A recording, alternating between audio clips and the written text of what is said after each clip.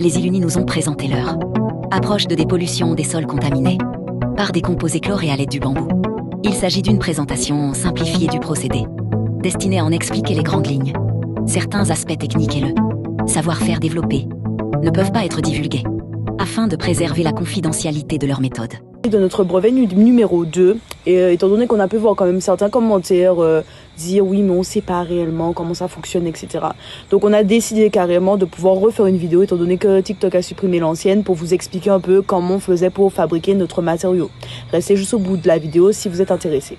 Pour parler de nos biomasses, parce que c'est important, hein, dans tout début de procédé, il faut parler des biomasses. Notre première biomasse, c'est le bambou. Pourquoi? Parce que simplement, c'est une herbe envahissante, hein, telle qu'elle est décrite. Elle ne fait que repousser. Plus on la coupe, plus elle s'épanouit. Plus elle casse des dalles de maison. Il amène ses pans. Exactement. Et du coup, au final, c'est mal organisé, mais c'est une ressource souvent qu'on a tendance à négliger et qu'on a tendance à brûler. Alors que, en fait, en termes de lignite, c'est super. En termes de fibres, c'est super. Donc, on a décidé vraiment de se l'approprier pour notre matériau principal. Tout simplement, nous avons un matériel illimité. Exactement, qui ne s'épuise jamais.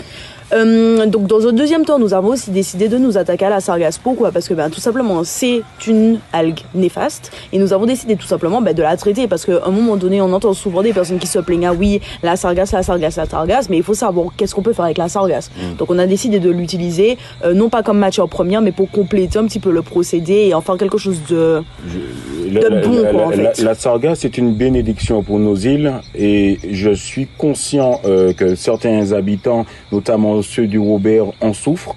Et je pense aussi il faut revoir aussi certaines choses par rapport à eux, en tout cas pour eux, parce que je pense que aussi c'est très contraignant en tout cas. Mais il ne faut pas la voir comme quelque chose de négatif. Et vraiment, je pense réellement que la sargasse est une bénédiction. Exactement. En tout cas, respect à vous, tous ceux qui habitent au Robert, François, etc.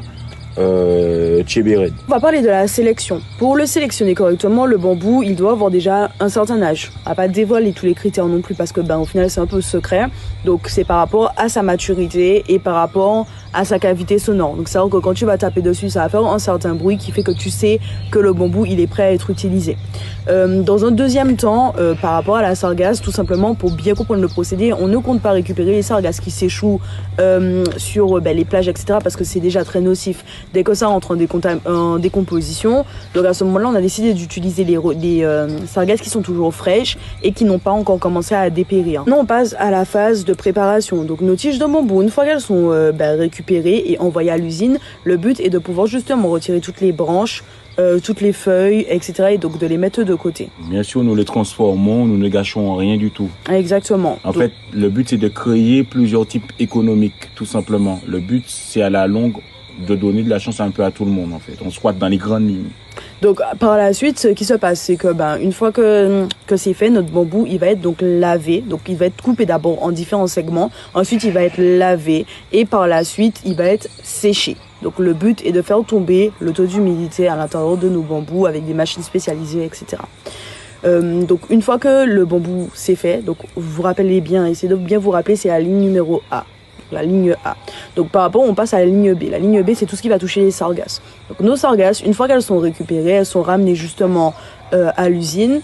À la base de l'usine, on les nettoie. D'accord. Le but, c'est d'enlever le maximum de sodium, les sables, les trucs comme ça, etc. Donc on a un parcours bien spécifique avec des machines bien spécifiques pour pouvoir bien les laver, enlever le maximum d'impuretés avant la transformation. Ensuite, on les fait sécher. Une fois qu'elles sont séchées, elles sont prêtes à être transformées. Donc du coup, pour suivre la chaîne de transformation, ce qu'il faut réussir à comprendre, c'est que on va prendre notre bambou et on va le passer donc dans un premier cycle de pyrolyse. Donc par rapport à ça, il va en sortir un carbone, d'accord, je dirais pas standard, donc beaucoup plus haut que la moyenne, mais sans plus en fait. Voilà, c'est une première étape parce qu'en fait le but c'est de placer ce carbone là dans justement un bac. Vous allez comprendre. Là on passe à la ligne B, on Swift.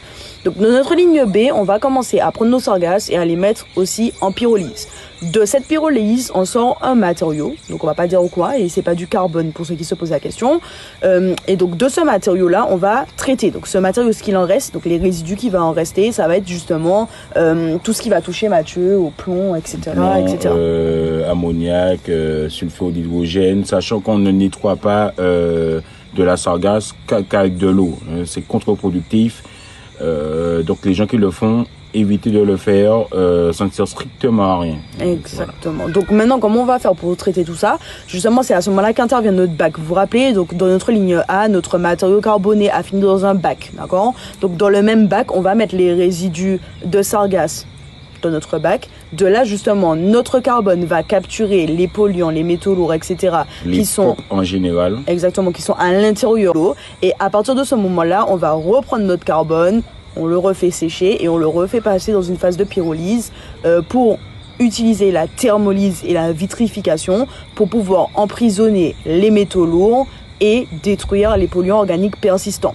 Donc il faut savoir que c'est justement à cette phase-là qu'on obtient justement notre matrice carbonée de très haute surface. Donc savoir que c'est une surface de 1200 m² par gramme et donc en termes de nanomètres, donc on parle des micropores avec des nanomètres extrêmement petits, calibrés spécialement pour le chlordécone. Bien sûr, vous comprenez bien que nous ne vous racontons pas toutes sortes de choses, c'est-à-dire qu'en gros on garde énormément de choses pour nous.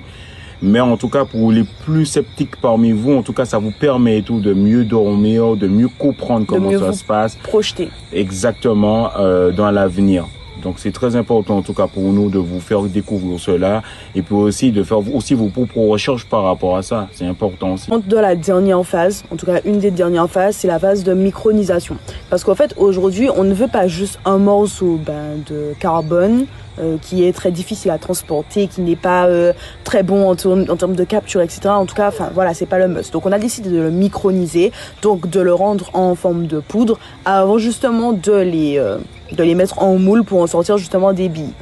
Par rapport à ces billes-là, c'est ces billes, en fait, donc mélangées aux résidus. Donc attendez, désolé, je reprends. Désolé. Donc pour que vous puissiez bien comprendre, une fois que notre micro-poudre, en fait, donc une fois que notre poudre a été créée, on va utiliser les résidus de sargasse qui ont été séchés et traités préalablement et on va les mélanger, d'accord? Donc on va les incorporer en une seule bille et cette bille-là justement elle va pouvoir être mise donc dans le sol, dans des crépines, etc. pour la dépollution. Les crépines, tout simplement, ça sera enfouies sur 1,50 m. Donc là, pile poil où ça touche le chlordécone, c'est important. Sur les premières à deuxième année, techniquement, en gros, normalement, tout ça a récupéré en tout cas la plus grosse base. Et ensuite, après, il faudra attendre sur 3 ans, 5 ans pour éliminer le restant du chlordécone. Là, en gros, au final, on n'a pas les calculs, en tout cas concrètement pour le reste des polluants, parce que tout simplement, nous sommes dans une zone tropicale. Les zones tropicales, s'il y a beaucoup d'humidité. Donc, plus il y a de l'humidité, plus c'est fonctionnel. Moins il y a d'humidité, moins c'est voilà, fonctionnel. Donc ça, c'est intéressant de le comprendre. Ça veut dire que peut-être potentiellement en France, ce serait beaucoup plus facile, mais à gérer tout ça, avoir de vrais calculs. Mais sur la Martinique, on ne sait pas quand il pleut, quand il ne pleut pas. Vous avez déjà vu ça, en fait, il y a un changement climatique. Donc voilà, mais en tout cas, sur 2 ans, voire 1 an, c'est sûr et certain que la majorité des POP, en tout cas, disparaîtront de nos terres.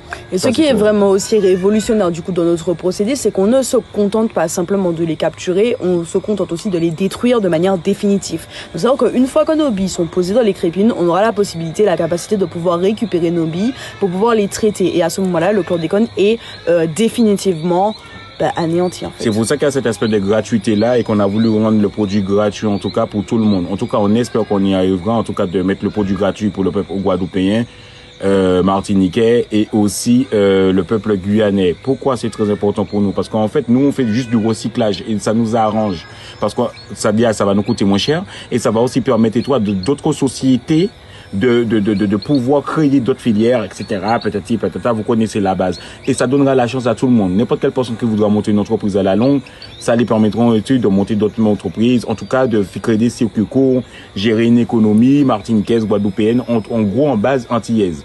Donc il est très important. Maintenant, nous ne pouvons pas en parler tout depuis le début. J'ai vu les gens nous traiter de méchants et tout, etc. Mais les gens comprenaient très bien quelque chose.